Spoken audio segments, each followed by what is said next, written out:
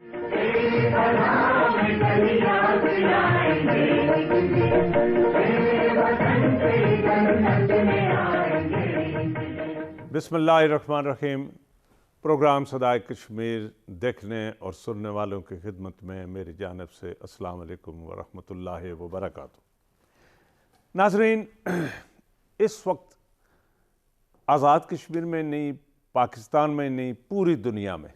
Corona जो है वो अपने उरूज पर है और ये तीसरी लहर जो है ये पूरी आलमीन के लिए इंतहाई तशवीशनाक है।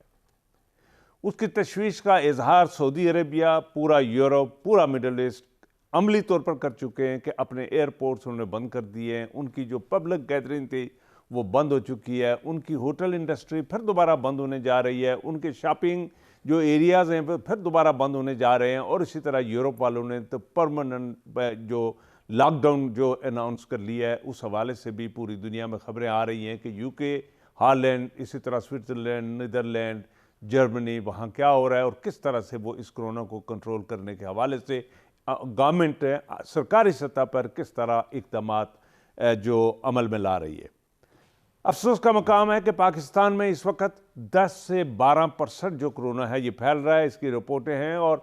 इस तरह ये भी है कि जब जो लोग अपनी ये वैक्सीनेशन करा चुके हैं और उनके दूसरा शॉट्स भी लग चुका है, वो लोग भी, उन्हें भी दोबारा रीअकरेंस यानी कोरोना हो गया और वो कोरोना पॉजिटिव आया है। इस हवाले से उस जो वैक्सीनेशन है उसकी क्वालिटी पर कोई सवाल नहीं है, लेकिन चूंकि उसको बता दिया गया है कि 100 में से अगर यानी चाइनीज़ जो वैक्सीनेशन है उसके 80% रिजल्ट हैं, तो 100 आदमियों को लगेगी तो उसमें तकरीबन 20 आदमी दोबारा कंप्लेन लेकर हॉस्पिटल्स में जाएंगे, लेकिन वो इस यानी पोजीशन में आ जाएंगे कि वैक्सीनेशन के बाद वो उस कोरोना का मुकाबला कर सके। निस्बतन जब वैक्सीनेशन नहीं लगी थी उससे बेहतर वो मुकाबला कर सकेंगे, लेकिन 80% रिजल्ट जो है वो पॉजिटिव हैं, ठीक हैं, वो लोग, वो वैक्सीनेशन जो है वो काम कर रही है। हमारे आज़ाद कश्मीर में इस वक्त जो सूरत हाल है वो कुछ इस तरह से है। गुज़श्ता 24 घंटों के दौरान 126 अफराद में कोरोना वायरस की तस्दीक हुई। 54 मरीज सेहतयाब हुए। कोरोना वायरस से 3 मरीज फौत हुए, जिनमें से एक का ताल्लुक पुंछ, एक का बाग और एक का मीरपुर से है। 1210 अफराद के कोरोना वायरस के शुबा में टेस्ट लिए गए। नए सामने आने वाले केसेस में से 15 का ताल्लुक मुजफ्फराबाद, 3 का नीलम वैली, 11 का पुंछ, 6 का बाग, 31 का पलंदरी, 23 का मीरपुर, 14 का भेंबर और 23 का ताल्लुक कोटली से है। आज़ाद कश्मीर में अब तक 1,38,766 अफराद को कोरोना वायरस के शुबे में टेस्ट लिए गए हैं और 11,609 अफराद में कोरोना वायरस की मौजूदगी पाई गई है, जिनमें से 10,296 अफराद सेहतयाब हो चुके हैं और उन्हें डिस्चार्ज कर दिया गया है, जबकि 980 मरीज ज़ेर इलाज हैं। 333 मरीजों की मौत हो गई है और 51 मरीज जो है मुजफ्फराबाद, 6 का जेलम वैली और इसी तरह पुंछ और बाग और सदनुती से उनके ताल्लुक हैं। हमारे यहाँ इस हवाले से क्या हो रहा है, हमारे वज़ीर आज़म इस वक्त इलेक्शन के बहार में मुब्तला हैं और वो पूरे अपने जाओ जलाल के साथ, अपनी पूरी टीम के साथ मैदान में जाने की तैयारियों में मसरूफ़ हैं और बड़े बड़े जलसों का इनेकाद चंद दिनों के बाद आपके सामने आ जाएगा। लेकिन इसी के साथ जो 10 से 12% जो इस कोरोना की जो पॉजिटिव होने की खबरें हैं, हस्पताल और डॉक्टर्स और जो हेल्थ प्रोफेशनल्स हैं वो बता रहे हैं कि 10 से 12% कोरोना हमारे यहाँ आ चुका है और ये बढ़ता जा रहा है। और इसमें सबसे ज़्यादा तशवीशनाक सूरत हाल जो है वो बच्चों की है। बच्चों के जो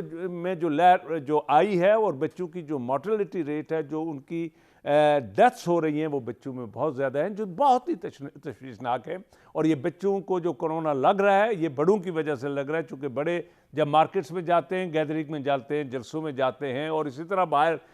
ये बग़ैर मास्क के और लोगों से हाथ मिलाते हैं, गले मिलाते हैं, तो उस हवाले से उन बच्चों में और वो अपने घरों में ये कोरोना जो है ये ऐसा तोहफा लेके आते हैं कि उनकी आइंदा नस्ल कुशी हो जाएगी। देखना यह है नाजरीन कि हमारे पाकिस्तान के वज़ीर आज़म जनाब इमरान खान जो अपनी सिक्योरिटी के हसार में और अपने जो प्रिवेंटिव मेजर्स मैक्सिमम हो सकते हैं और एक होशमंद लीडर کورونا کے حوالے سے جو روزانہ گفتگو کرتے ہیں وہ بھی کورونا میں مبتلا ہو گئے، یعنی وہ بھی محفوظ نہیں رہ سکے اس بیماری سے۔ تو اگر وزیر اعظم پاکستان اس سے محفوظ نہیں رہ سکا تو ایک عام شہری یا ایک عام آدمی محفوظ نہیں رہ سکتا۔ ہم اسی پروگرام کی تواسط سے وزیر اعظم آزاد کشمیر سے، پوری کیبنٹ سے، پورے لوگوں سے یہ گزارش کریں گے کہ آپ جلسے، جلوس اور مارکیٹوں میں آنا جانا بند کر دیں، جلسوں کا انعقاد بند کر دیں، پبلک گیدرنگ بند کر دیں۔ جناب وزیر اعظم، آپ نے جو کورونا کی ابتدا میں جو کوالہ اور آزاد کشمیر کی جو انٹری پوائنٹ جن پر سختی سے بندش لگائی تھی، ہمارے آزاد کشمیر کی صورتحال بہت بہتر تھی، لیکن جب سے آپ نے اس سیاسی جو بہار ہے اس میں مبتلا ہوئے اور آپ نے لاہور اور اس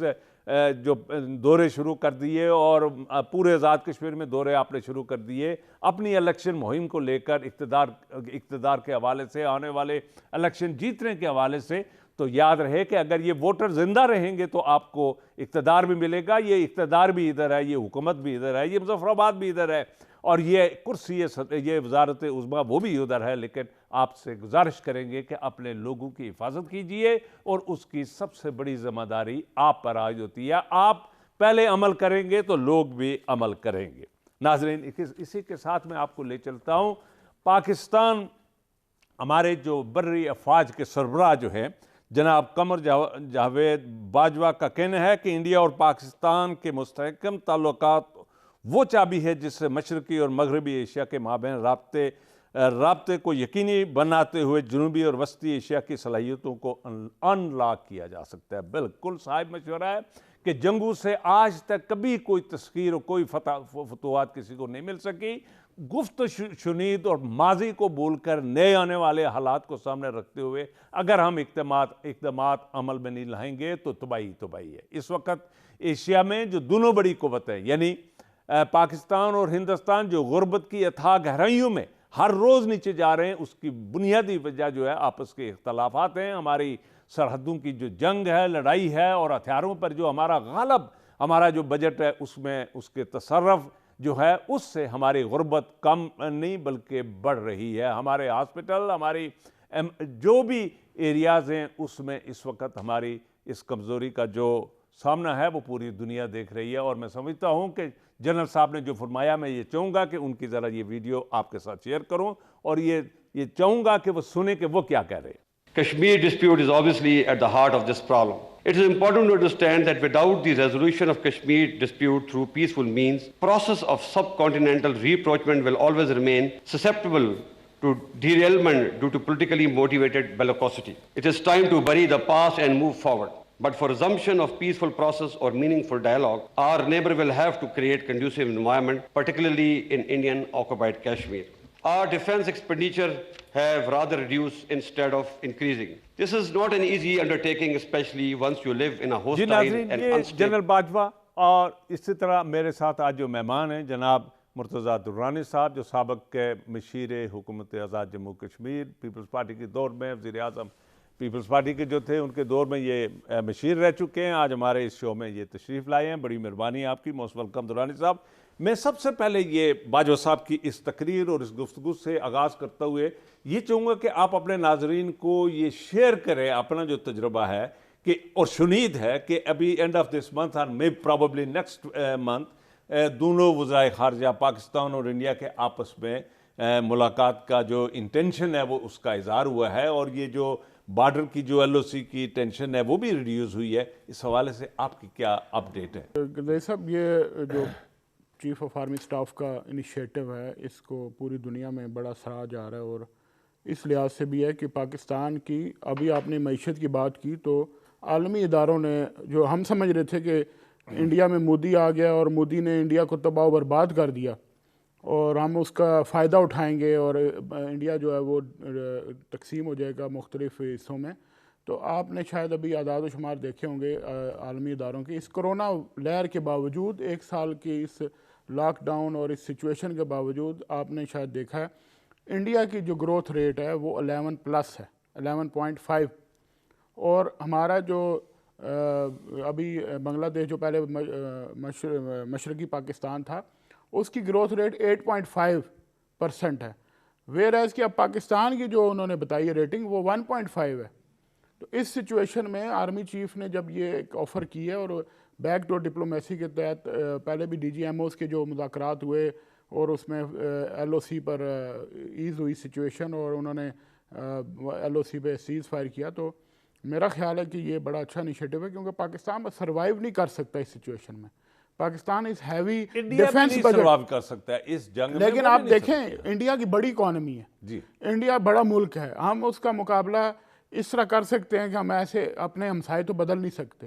انہوں نے اس کرونا میں اس جنگ و جدل کے ماحول کے باوجود پاکستان پہ جنگ مسلط کیے رکھی 1 سال کے دوران, اور پھر مقبوضہ کشمیر میں 2019 اگست سے جو لاک ڈاؤن انہوں نے پوری وادی کو پوری جیل میں بدل دیا, اس کے باوجود ان کی گروتھ ریٹ آپ دیکھیں 11.5 ہے. اب آگے جنگیں جو ہیں وہ معاشیات کے اوپر ہوں گی, آگے جنگیں جو ہیں وہ پانی کے اوپر ہوں گی. یہ نہیں ہوگا کہ اب آپ کے پاس کتنے ہتھیار ہیں, ان کے پاس کتنے ہتھیار ہیں, وہ اب ختم ہو گئی ہے یہ کنونشنل وار جس کو کہتے تھے. تو اب آپ دیکھ لیں کہ اس ساری سچویشن میں جب پوری دنیا جو ہے نا ریسیشن کی طرف جا رہی ہے, 11.5 پر جی ڈی پی چلا گیا انڈیا کا, بنگلہ دیش کا 8.5 پر چلا گیا, اور ہمارا جو ہے 1.5 پہ آ گیا, ہم 4 سے نیچے آ گئے. پاکستان کی میں بات کروں تو اس ڈیفینس بجٹ کے ساتھ, اور اس میں آرمی چیف نے بڑی ہی, میں سمجھتا ہوں کہ یہ صرف آرمی چیف ہی کر سکتے ہیں کہ جو انہوں نے انیشیٹو لیا اور یہ بات کی. اور کشمیر کے حوالے سے صرف ایک جو ہماری کشمیریوں کے تحفظات ہیں کہ وہ یہ کہ کشمیر پر کشمیریوں کو اعتماد میں لیے بغیر کوئی ڈیسیژن نہیں کیا جا سکتا. ناظرین چھوٹے سے بریک کے لیے مجھے کہا جا رہا ہے, لیکن بریک سے واپس آ کر میں یہ چاہوں گا کہ آپ کو جو اس وقت اکانومی جو جس طرح درانی صاحب نے ذکر کیا کہ بنگلہ دیش کی اکانومی کیا ہے, ان کا گروتھ ریٹ کیا ہے, انڈیا کا کیا ہے, پاکستان کا کیا ہے, نیپال اور ان ہمارے ہمسایہ ملکوں کا کیا ہے, چائنا کا کیا ہے, تو اس حوالے سے ہم آپ کو اپڈیٹ کریں گے. Stay with us please.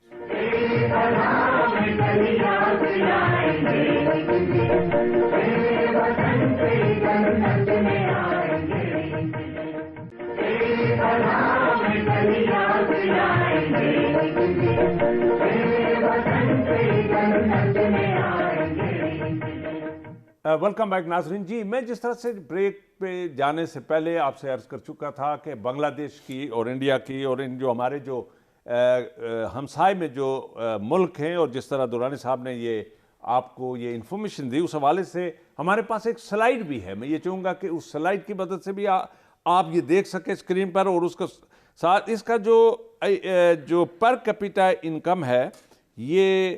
بنگلہ دیش کی $2064 ہے اور پاکستان کی 1130 ہے. جو بنگلہ دیش ہم سے 71 میں جدا ہو گیا تھا, یہ اس کی جو سکسس سٹوری ہے وہ یہ ہے. اسی کے ساتھ اس کا جی ڈی پی گروتھ جو ہے ڈیورنگ دی پینڈیمک, اس وائرس کے دور میں 5.2 بنگلہ دیش ہے اور 0.4 پاکستان ہے. اسی طرح ریزروز اس کے جو ہیں وہ 42 بلین ہیں بنگلہ دیش کے, اور ہمارے 20.8 بلین $US ہیں. ایوریج لائف ٹائم بنگلہ دیش کا 72 ایئرس اور پاکستان کا 67 ایئرس. ہمارا چائلڈ مورٹلٹی ریٹ جو ہے انڈر 5 ایئرس وہ 25% ہے اور پاکستان کا 59% ہے. پرائمری ایجوکیشن ہمارے ہاں جو بنگلہ دیش کی ہے 98% ہے اور ہماری 72% ہے. پرائیویٹ بینک جو پاکستان میں 44 ہیں, بنگلہ دیش میں 44 ہیں اور پاکستان میں 22 ہیں. یہ وہ ملک ہے جو ہم سے جدا ہو کے چلا گیا تھا اور بالکل تباہ حال تھا جنگ کی وجہ سے. جی ناظرین, یہ بنگلہ دیش کی صورتحال, یہ اس کی اکانومی, اور یہ ابھی میں ساتھ ہی چاہوں گا کہ آپ کو کشمیر لے چلوں, اور جو میرواز جو عمر فاروق ہیں انہوں نے ابھی حال ہی میں جو اپنے عوام سے جو خطاب کیا اس کی جھلکی بھی آپ کو دکھاؤں. اور جی ترین صاحب, اپنا درانی صاحب, آپ سے چاہوں گا کہ کشمیر کے حوالے سے ابھی یہ جو نیا جو ابھی ہوا چلی ہے, اللہ کرے کہ یہ امن کی طرف ایک قدم ہم آگے چلے جائے, اور یہ اسٹیبلش ہو گیا ہے کہ ہمیں کبھی بھی جنگ کر کے تو نہ کشمیر جیت سکتے ہیں اور نہ انڈیا پاکستان کو جیت سکتا ہے. تو اس حوالے سے آپ کی کیا انپوٹ ہے؟ لیکن میں چاہوں گا سب سے پہلے یہ جو ویڈیو ہے یہ اپنے ناظرین کے ساتھ شیئر کر لیں. جی پاکستان کی عدالت ہو، کشمیر کی عدالت ہو، جموں کشمیر کے ڈسپیوٹڈ نیچر کو تبدیل نہیں کر سکتی۔ ہم سے جو وعدے کیے گئے ہیں یونائٹڈ نیشنز میں، یو این کونسل میں جو قراردادیں ہیں، وہ بالکل واضح ہے کہ جب تک کشمیر کے عوام کو اپنا حق نہیں دیا جاتا، رائٹ ٹو سیلف ڈٹرمنیشن نہیں دیا جاتا، تب تک کوئی بھی عمل چاہے پارلیمنٹ اس کشمیر کو خون کا جی درانی صاحب، اس وقت اس صورتحال کی پیش نظر اور حال ہی میں انڈیا نے جو نیا قانون وہاں انٹروڈیوس کرایا ہے، اس کے تحت اس وقت 32.31 ملین پیپل کو ڈومیسائل جو ہے وہ کشمیر کا ایشو ہو چکا ہے، یعنی تقریباً 32.5 لاکھ لوگوں کو کشمیر کا ڈومیسائل مل چکا ہے، یعنی آدھی آبادی تو انہوں نے وہاں کیٹر کر لی ہے۔ اس 1 سال 1.5 سال کے ٹائم میں انڈیا سے لوگ اٹھائے، ہندوؤں کو ڈومیسائل دے دیا، تو آپ کی ویسے ہی کشمیر پر ان کا جو ایک تو قانونی لحاظ سے انہوں نے کیپچر کر دیا، اب اپنی آبادی کو وہ شفٹ کر رہے ہیں اور ان کو لا کر آباد کر رہے ہیں، تو ہم کہاں کھڑے ہیں کس حوالے سے؟ ہمارے دعوے کیا ہیں دنیا میں، اقوام متحدہ میں اور عوام کے سامنے؟ جی دیکھیں غزالی صاحب، یہ پہلے بھی بہت کوشش کی گئی، جنرل مشرف کے دور میں بھی ایک فارمولہ آیا، انہوں نے بھی بڑی کوشش کی۔ میرا خیال ہے کہ جنرل مشرف سے زیادہ سٹرانگ جو ہے وہ اس ملٹری رولر کوئی بھی نہیں تھا پاکستان میں جنرل ضیاء الحق کے بعد، تو انہوں نے بھی یہی کیا۔ لیکن آپ یہ دیکھیں کہ اتنے لاکھوں آپ نے سر کٹوا دیے تحریک آزادی کشمیر کے لیے، پوری 2 نسلیں ہماری کشمیریوں کی جو ہے وہ قربان ہو گئی، تو اب آپ کیا سمجھتے ہیں کہ ایک یک جنبش قلم آپ ان کو فراموش کر سکتے ہیں؟ کشمیری آرام سے یا چین سے بیٹھیں گے؟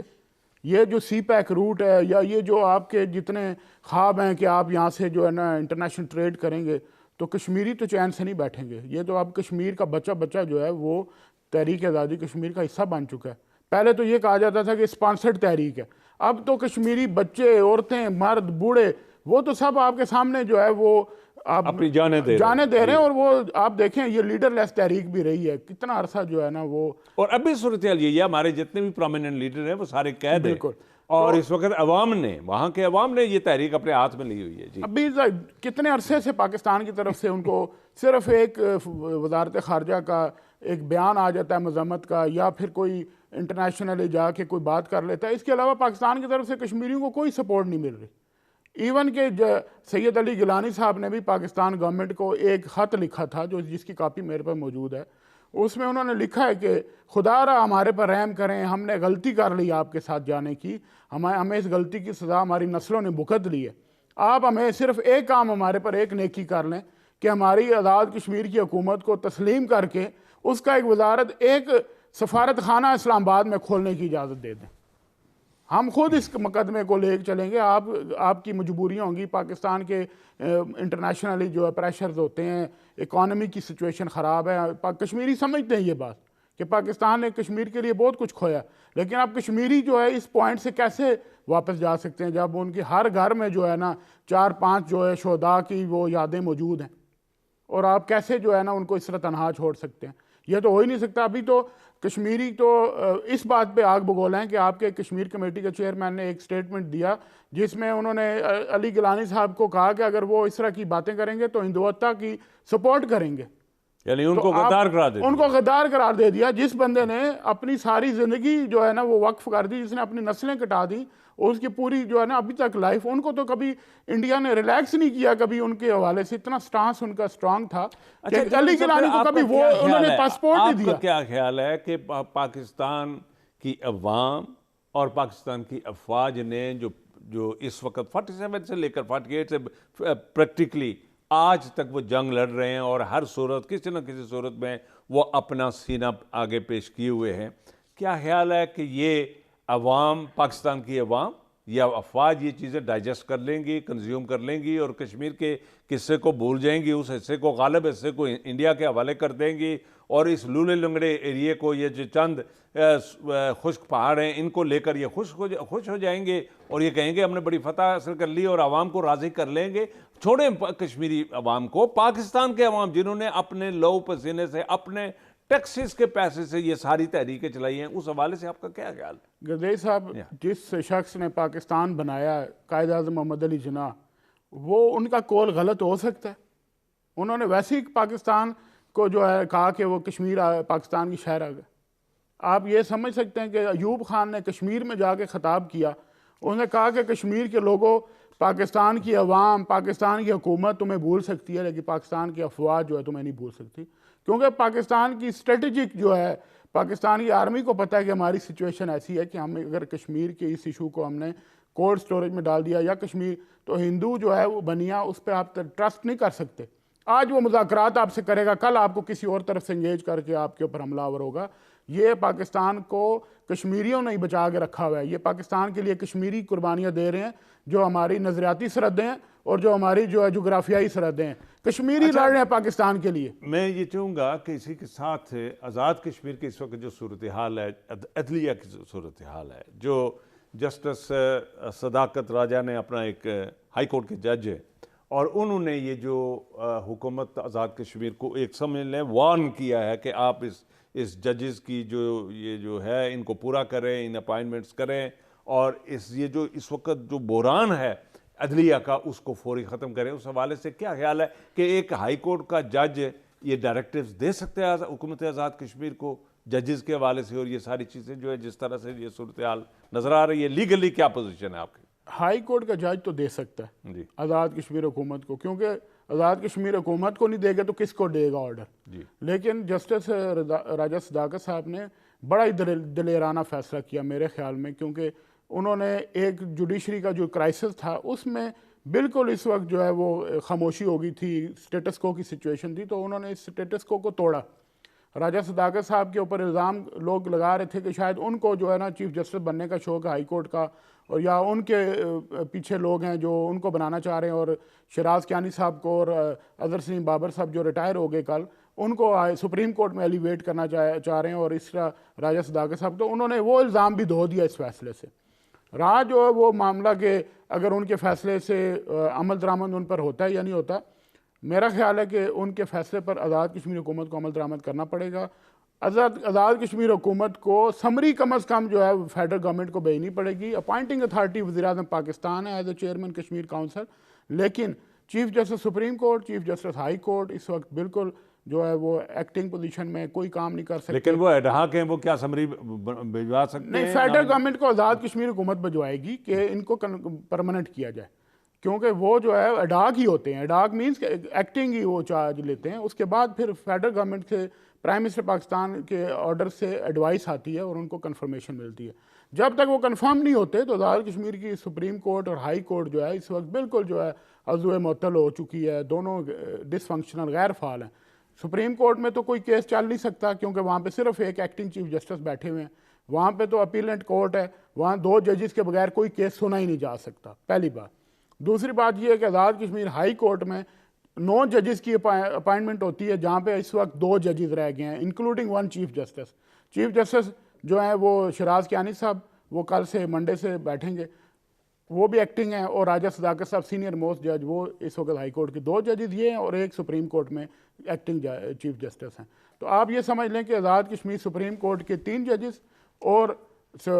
ہائی کورٹ کے 7 ججز جو ہیں اس وقت ان کی پوسٹیں خالی ہیں, اور ان کو کنفرم کرنا پڑے گا. بریک کے لیے کہا جا رہا ہے. ناظرین چھوٹا سا بریک لیتے ہیں, لیکن بریک سے واپس آ کر ہم اسی عدالت کے حوالے سے اور باغ میں جو ہیلتھ ورکرز کی جو اس وقت سچویشن ہے, وہ جو ہڑتال ہے, اسٹرائکس ہے, اس حوالے سے, اور گورنمنٹ آف آزاد کشمیر کے جو چند ایڈمنسٹریٹو فیصلے ہیں جو اس وقت ان کو 2-3 مہینے باقی رہ گئے ہیں الیکشن سے, لیکن حکومت سے لگتا ہے کہ مکمل سوئی ہوئی ہے, کوئی فیصلے نہیں کر پا رہی, اس حوالے سے ہم تفصیلاً گفتگو کریں گے. اسٹے ود اس.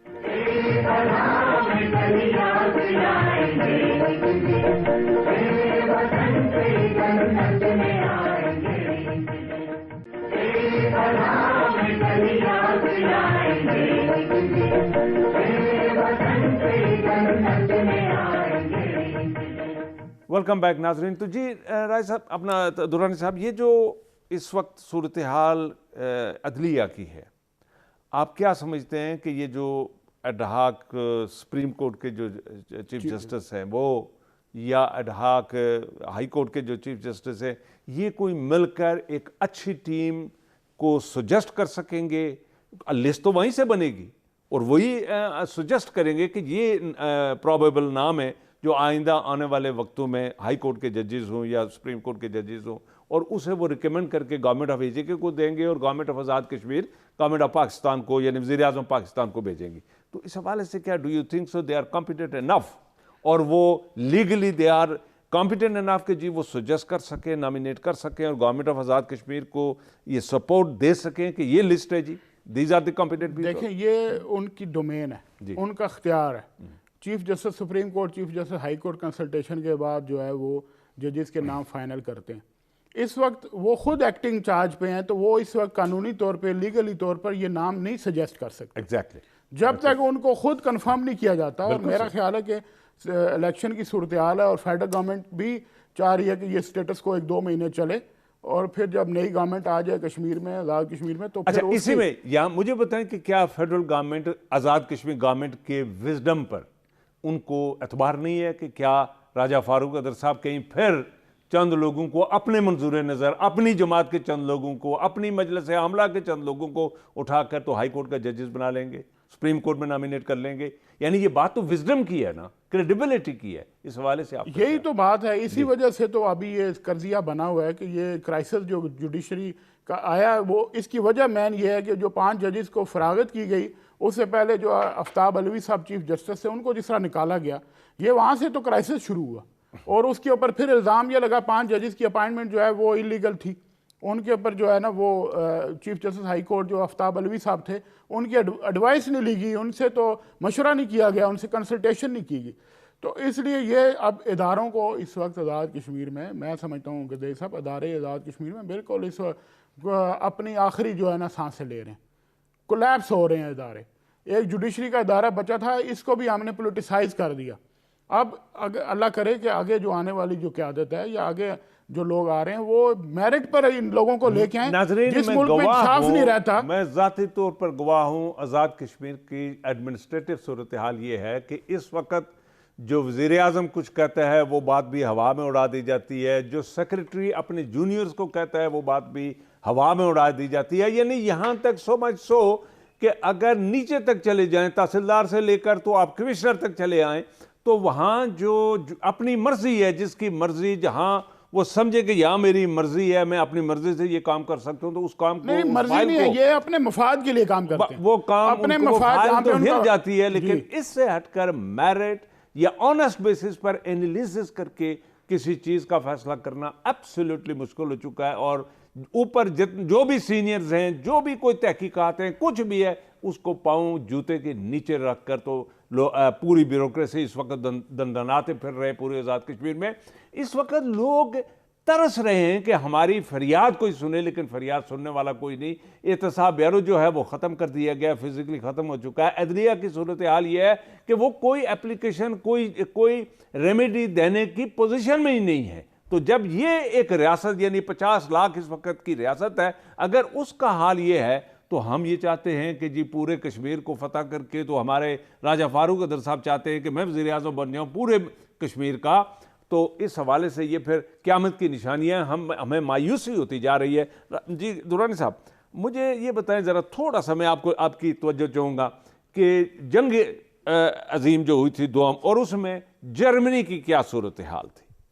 جرمنی کی انڈسٹری، جرمنی کی سیاسی جو بھی انسٹیٹیوشنز تھے،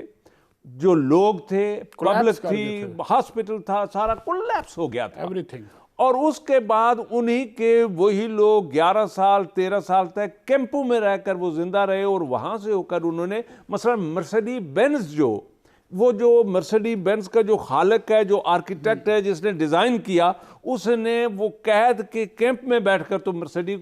کو یعنی مرسیڈیز اس کی اکانومی کی سب سے پہلے کارنر سٹون ہے جرمنی کا، کہ جہاں سے ان کی وہاں سے بوسٹ مل رہی. اس نے اپنے قید کے کیمپ سے بیٹھ کر تو وہ ڈیزائن کیا اور اس کی مینوفیکچرنگ کی صورتحال میں لے آیا. اور پورے جرمنی میں نہیں بلکہ پوری دنیا میں اس وقت جرمنی کو جو ریپریزنٹ کرتی ہے فائنینشلی، اکنامکلی اور ڈپلومیٹکلی، وہ ان کی مرسیڈیز کار ریپریزنٹ کرتی ہے. میں یہ چاہوں گا کہ ذرا دیکھ لیں کہ اور اسی جرمنی کو پاکستان نے بھی اس وقت 13 کروڑ روپے کا قرضہ دیا تھا، پاکستان نے دیا تھا. آج اس جرمنی کو بھی دیکھ لے اور پاکستان کو بھی دیکھ لے. ہم کدھر جا رہے ہیں؟ ہمارے انٹلیکچوئل کی جو صورتحال ہے، ہمارے سائنسدانوں کی جو صورتحال ہے، ہمارے جو پروفیسرز کی صورتحال ہے، ہمارے جو ریسرچ ڈیولپمنٹ جو ایریاز ہیں جو ان کی کیا صورتحال ہے، ہمارے اسٹوڈنٹس کو کیا پڑھایا جا رہا ہے، ہم ان کو کیا سکھا رہے ہیں، تو اس حوالے سے آپ کی کیا انپٹ ہے، کیا میسج دے رہے ہیں ہم لوگ گردیش اپنے؟ صاحب یہ تو آپ باتیں جو کر رہے ہیں یہ تو بہت زیادہ جو ہے وہ جرمنی کے حوالے سے، جرمنی کو آپ نے بتایا کہ ان کی ریکویسٹ جب آئی تھی، ایوب خان صاحب تھے اس وقت پاکستان میں رولر، تو جرمنی کی دو ریکویسٹ آئی تھی. ایک یہ تھی کہ ہمیں فائنینشلی ہمیں ہیلپ کی جائے اور پاکستان سے ہمیں مین پاور کی بھی دی جائے. تو جنرل ایوب خان نے یہ فیصلہ کیا کہ ان کو ہیلپ تو کر دیتے فائنینشلی کیونکہ ان کے حالات بڑے خراب ہیں جنگ دوم کے بعد، تو ہم ان کے ٹوٹے پوٹے جرمنی میں وہاں پہ تو سارا کچرا اور یہ سارا جو ہے نا ہاں ترکی نے 13,000 بندہ دیا تھا، پاکستان انکار ہو گیا تھا. پاکستان انکار کیا، پاکستان نے کہا کہ ہم مڈل ایسٹ کی طرف اپنے بھیجیں گے، وہاں تو ہم جو ہے نا وہ ناظرین اسی کے ساتھ چونکہ میرے پاس ٹائم بڑا کم ہے تو اب میں یہ چاہوں گا کہ باغ میں جو ہیلتھ امپلائیز نے جو وہاں احتجاج کیا ہے اپنی پیز کے حوالے سے، اپنی سیلریز کے حوالے سے، وہ بھی ذرا دیکھیے اور سنیے کہ وہاں کی ہیلتھ امپلائیز کی جو رپورٹ ہے ہمارے نمائندے وہ کس طرح کیا ان کے حوالے سے بیان کر رہے ہیں. یہ ویڈیو اور یہ جو کلپ ہے یہ سنیے. باغ میں ہیلتھ امپلائیز فیڈریشن کی جانب سے 2 گھنٹے کی علامتی ہڑتال 29 روز سے جاری ہے. ہیلتھ ملازمین کا کہنا ہے کہ کرونا وبا کے دوران جب تمام دفاتر بند اور کاروباری زندگی مکمل طور پر مفلوج ہو چکی تھی تو ہم نے اس وقت سے لے کر اب تک تمام تر ہیلتھ سروس مہیا کی. ہمارے ساتھیوں نے جانوں کے نذرانے دیے. ہمیں گارڈ آف آنر نہیں بلکہ رسک الاؤنس سروس اسٹرکچر ہڑاک ملازمین کی مستقلی چاہیے. آج سے 1 سال پہلے جب کرونا سٹارٹ ہوا تھا ووہان سٹی چائنا سے، تو اس کے بعد تمام محکمہ جات بند ہو گئے تھے، تو صرف محکمہ صحت کے ملازمین ہی تھے جنہوں نے کرونا کے خلاف لڑا. ہمیں گارڈ آف آنر کے بجائے ہمیں رسک الاؤنس، سروس اسٹرکچر اور ہیلتھ الاؤنس دیا جائے. ہم لوگ 20-25 سال سے بغیر کسی الاؤنسز کے ہم لوگ کام کر رہے ہیں اور ہمیں کوئی الاؤنس نہیں دیا جا رہا. ہماری جو بیسک پے ہے وہ بھی بہت کم ہے. اگر ہمارے مطالبات نہ مانے گئے تو 25 مارچ کے بعد ہم لوگ مکمل ہڑتال. یہ تھا ہمارا آج کا جو پروگرام اور اس حوالے سے آپ نے ہیلتھ جو ورکرز ہیں ان کے حوالے سے ان کے مطالبات اور آخر میں گورنمنٹ آف آزاد جموں کشمیر اور وزیر اعظم آزاد جموں کشمیر